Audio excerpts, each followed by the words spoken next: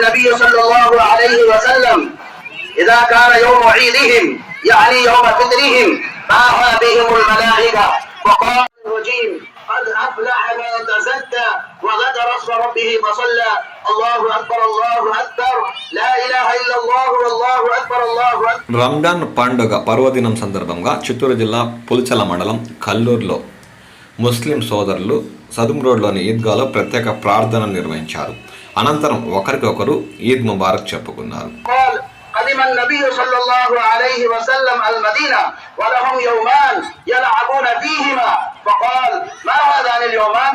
قالوا كنا نلعب فيهما في الجاهلية فقال رسول الله صلى الله عليه وسلم قد أبد لكم الله بهم. آسانی پیدا فرمائے.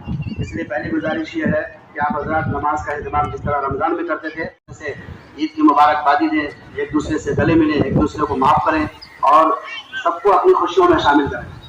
میں ایک بات بولنا بھول گیا، بھائی کا میں بولا تھا عام طور سے بھائی بہنوں میں بہت زیادہ دشمنیاں چل رہی ہیں. ہر گھر کا یہی ماحول ہے، بھائی بھائی کو دشمن ہے، بھائی بہن کو دشمن ہے.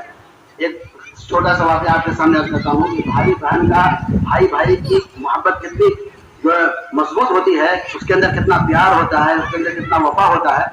وقتی طور پر عارضی طور پر آپس میں دشمنیاں ہو جاتی ہیں، لیکن ہمیں ان دشمنیوں کو بلا کر آپس میں محبت پیدا کرنا چاہیے.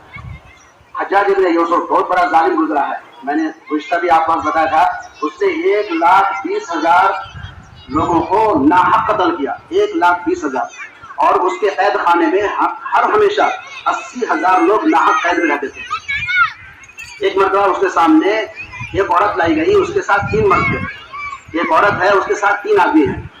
حجاج ابن یوسف نے کہا کہ اے عورت، 3 میں سے صرف ایک کو زندہ رکھیں گے، باقی 2 کو قتل کریں گے. اب تو کس کو قتل کروانا چاہتی ہے، کس کو زندہ رکھنا چاہتی ہے؟ تو وہ عورت اس نے کہا کہ حضور آپ تینوں کو چھوڑ دیں. تو حجاج ابن یوسف نے کہا کہ نہیں، صرف ایک بچے گا، باقی 2 قتل ہوگا.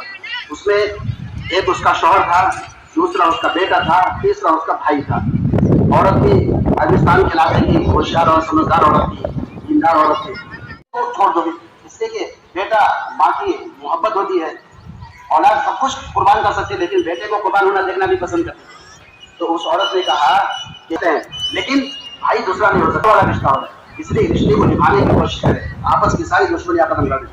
اور گاؤں کے اندر، محلے معاشرے کے اندر، ہمارے ملنے جلنے والوں میں، ساتھیوں میں، دوستوں احباب میں اگر آپس میں کسی کی دشمنی ہو جاتی ہے، سال بھر ہم ایک دوسرے سے دشمنی ہو جاتی ہے، تو اس کو ہاتھ بلا کر ہم اسے گلے مل کر خوشیوں میں شامل کریں. اللہ تبارک و تعالیٰ سے دعا ہے اللہ مجھے اور آپ جلانا، خود بتی جلانا یہ بالکل منع ہے، گناہ کی بات ہے.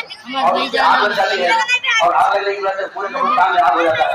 اب قبرستان میں آگ منع ہے، اس لیے خود بتی جلانے کی فکر نہ کریں. الحمدللہ قبرستان میں جائیں، دعا کریں ان کے لیے، استغفار کریں ان کے لیے، سارے دعا کریں، کتنا کریں بس خود بتی وغیرہ جلانے کی کوشش کریں.